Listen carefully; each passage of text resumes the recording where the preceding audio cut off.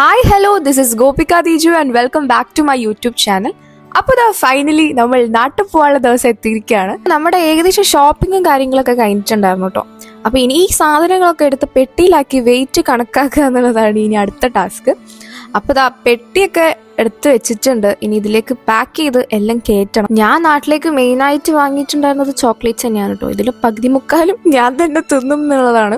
ഞാൻ ആക്ച്വലി ഇത് വാങ്ങി വെച്ചിട്ട് ഏറ്റവും കൂടുതൽ ഞാൻ കഷ്ടപ്പെട്ട് വെച്ചത് ഞാൻ തന്നെ തിന്നാതിരിക്കാൻ വേണ്ടിയിട്ടാണ്. അതുകൊണ്ട് എനിക്ക് കാണാൻ പറ്റാത്ത സ്ഥലത്തൊക്കെ ആയിരുന്നു ഞാൻ വെച്ചിട്ടുണ്ടായിരുന്നു. ഇത് ഞാൻ തന്നെ തിന്നും എന്നുള്ളത് എനിക്ക് ഉറപ്പേനു.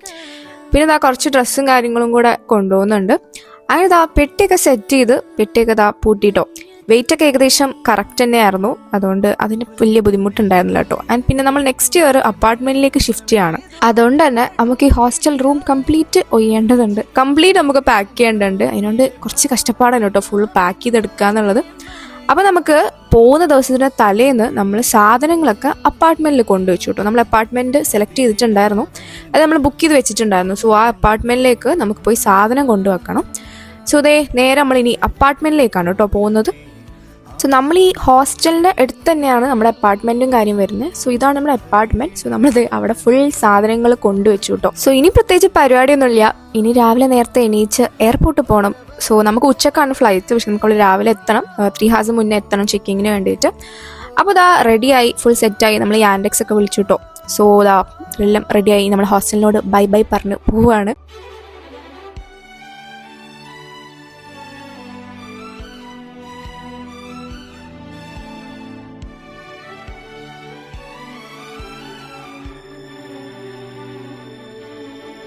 സോ നമുക്ക് ഇവിടുന്ന് ഒരു 30 minutes ട്രാവൽ ഉണ്ട് എയർപോർട്ടിലേക്ക്. സോ അങ്ങനെ ഇതാ എല്ലാം സെറ്റായി. ഇനി നമ്മൾ നേരെ എയർപോർട്ടിലേക്ക്.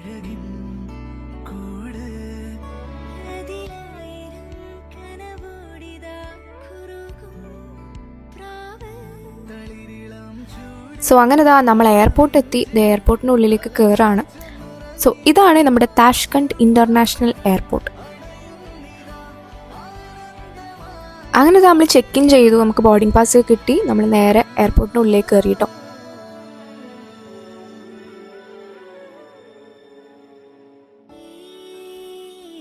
നമുക്ക് ഏകദേശം ഒരു 1:30 നമുക്ക് ബോർഡിംഗ് ടൈം ഉള്ളത്. സോ നമ്മൾ നേരെ അപ്പം ഗേറ്റിൻ്റെ അടുത്തേക്ക് നടക്കുകയാണ്.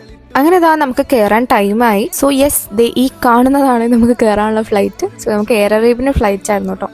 സോ നമ്മൾ നേരെ ഇനി പോകുന്നത് ആക്ച്വലി ഷാർജയിലേക്കാണ്. നമുക്ക് ഷാർജയിൽ ഒരു 4.5 hours ലേ ഓവർ ഉണ്ട്. അപ്പം ഇനി നേരെ താഷ്കണ്ട് ടു ഷാർജ ആണ്. അപ്പോൾ നമുക്ക് ഫുഡൊക്കെ കിട്ടിയിട്ടോ. സോ ഫുഡിന് വേണ്ടി വെയിറ്റിംഗ് ആയിരുന്നു. ആക്ച്വലി നമ്മൾ കയറിയ വാടി മുതൽ നമ്മൾ ഫുഡിന് വേണ്ടിയിട്ടായിരുന്നു മെയിൻ വെയിറ്റിംഗ് എന്ന് പറയുന്നത്. അങ്ങനെ ഫുഡൊക്കെ കിട്ടി. നമ്മൾ ഫുഡൊക്കെ കഴിച്ചിട്ടോ. നമുക്ക് 2 പേർക്കും ഉണ്ടായിരുന്നത് സാൻഡ്വിച്ച് ആയിരുന്നു. അങ്ങനെ സാൻഡ്വിച്ചൊക്കെ കഴിച്ചു. പിന്നെ നേരെ നമ്മൾ ഷാർജ എത്തി ഗൈസ്. അപ്പം നമ്മൾ ഷാർജയിൽ നിന്നും ഫുഡ് കഴിക്കാനാണ്. എവിടെ പോയാലും നമ്മൾ ഫുഡ് കഴിക്കൽ മെയിനാണ്. പിന്നെ നമുക്ക് ഷാർജയിൽ നമ്മൾ ഫ്ലൈറ്റ് കയറി. ഫ്ലൈറ്റിൽ ഫുഡ് ഉണ്ടായിരുന്നു വീണ്ടും. അങ്ങനെ ഫൈനലി കോഴിക്കോട് ലാൻഡ് ചെയ്തു ഗൈസ്.